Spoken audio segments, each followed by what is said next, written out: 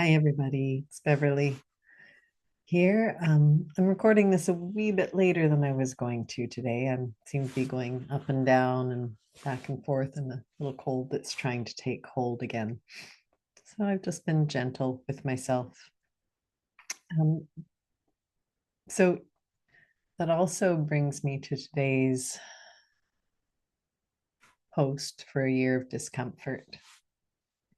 What I was going to record, I changed my mind about. I was listening to something earlier today with Zach Bush, and it reminded me of the thing that gets me through when I am considering how I want to meet discomfort.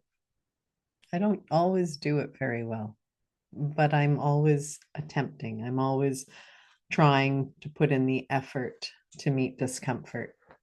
And like any practice, the more you do it, the easier it becomes. The sooner you notice the desire to run away from discomfort, and the sooner you can come back to the present moment. Which led me to the next thought, which is why I decided to record this instead for today's day of discomfort, January 7th. When I get wrapped up in all the stories of what I do and don't like, what is or isn't happening, what I don't want to face, the thing that can always change it for me is letting myself dive down into something bigger. And that happened today when I was teaching one of my classes.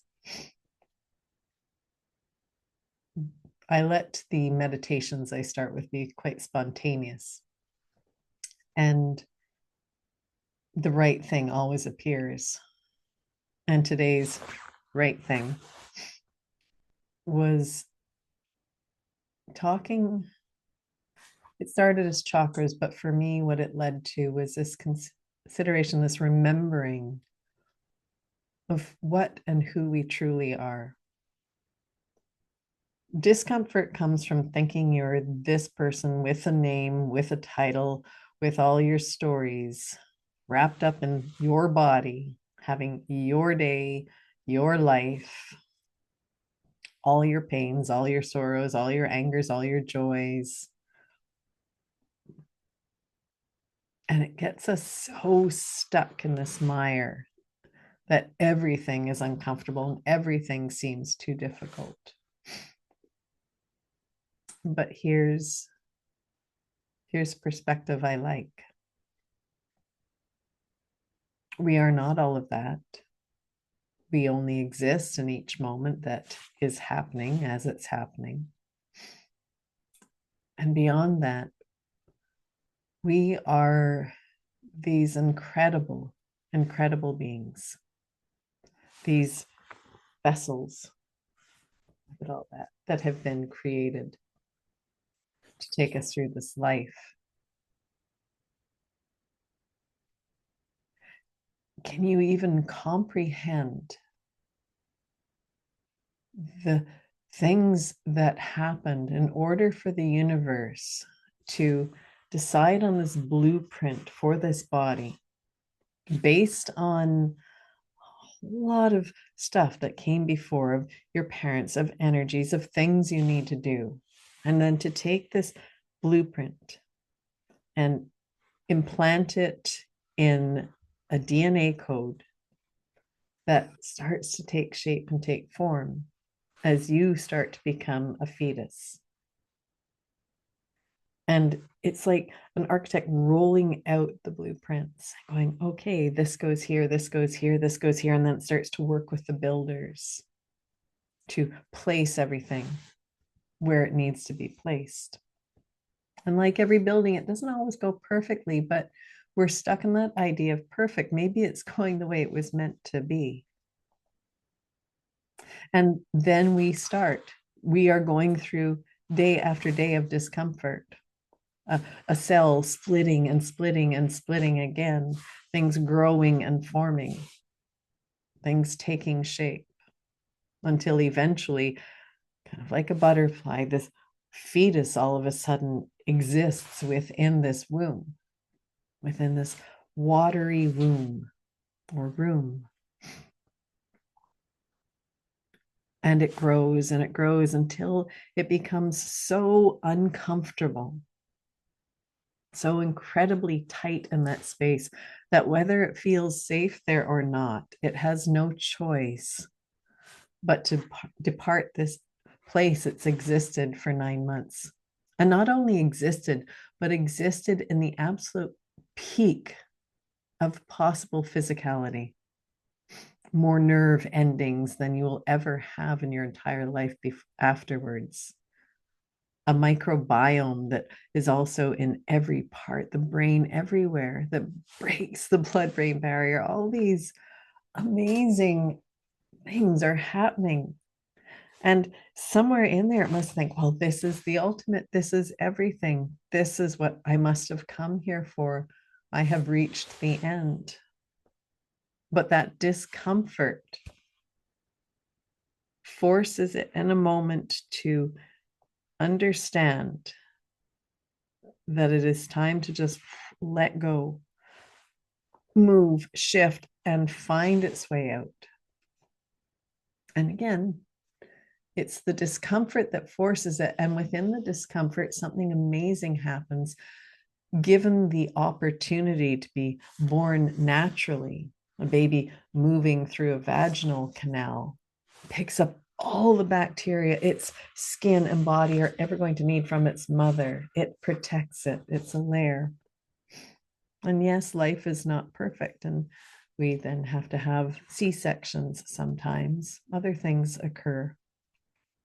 But even in a C-section, there's a trauma, a stress, and a purpose for moving through that way. Why wouldn't there be purpose? I think we are far more than random. So this baby is being shoved through a canal, being coated with everything it will need to protect it within this life. It must think the world is ending. And then light at the end of the tunnel, a new world emerges. And all that discomfort is replaced with a new discomfort of unknowing, of lights, of sounds, the feel of the air, no more watery womb. So, does the baby give up? No. The baby cries. And again, given the right opportunities, the baby will be left on its umbilical cord, receiving those last few drops of blood from the umbilical cord that it needs for the perfect embodiment of its life. And then it's left to crawl up its mother's belly, to lay on her chest, that cohesive heartbeat. And that is when the mother's body releases a chemical that says to release the placenta. How incredible, huh? But because we are not at ease with discomfort, we try and find ways through that, give people drugs, dumb them down, cut them open, force this thing. I was pulled out by forceps. Forceps. I was a big baby. And sure, you have to get the baby out. But wow, forceps on a baby's head. Oh, and they still do it. So all these moments of discomfort, if they did not occur, means we would never progress as humans. We would never give birth. That birth would never happen. And then our discomfort with not being able to get what we need would not then have us learn to talk. And if we had no discomfort about not being able to get where we wanted, we wouldn't learn to walk. And that discomfort, I can't even remember those times, but of a baby starting to forget that place it came from and become this new thing. Even that must be uncomfortable because knowing was something beautiful. And it's been replaced by a life that can be very chaotic. But here's the thing. Everything in nature goes through that. Everything. I believe it's required of us to go through that. That is the only way that life on this earth has progressed, is because of the discomfort of being in a certain state. And it's that discomfort that has us deciding to move forward, to go a little deeper, to find experience.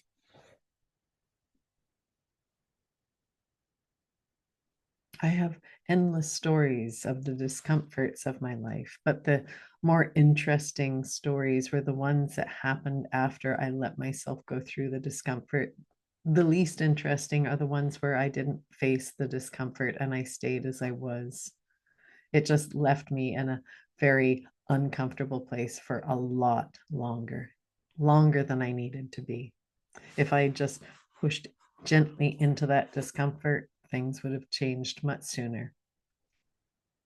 Who knows what life would be? I think, again, it's exactly what it's needing to be. Needed, was planned, the way it fills my purpose. So here's the question for you. If you made it into this world, you've already been through probably one of the most uncomfortable things you could have in your life. So why stop now? Why not keep facing into that discomfort? Entropy happens when we don't move into discomfort. It's that slow dying of everything living. When something can't grow roots and spread roots, it dies off. When something can't be stressed by the seasons, a tree, it dies off if it was meant to have seasons.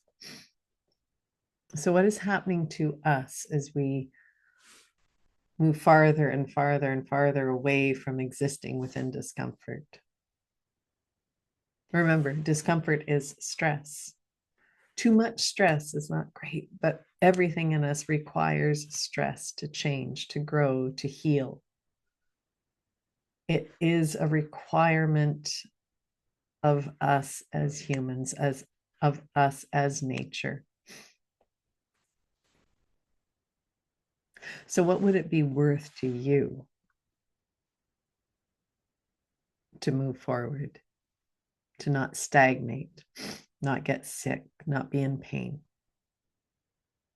Wouldn't you love to be the hero of your life? The one that says, I will go into that dark forest. I'll be the first one.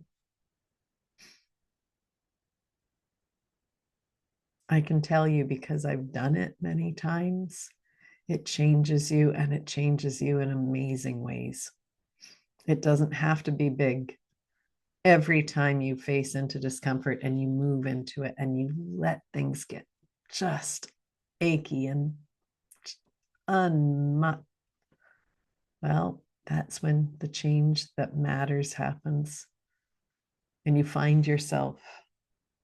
You find that you that got buried at about the age of 2 under the all you shoulds, do's, don'ts, sit stills, be quiets, do as you're told, don't speak unless spoken to. That's too much.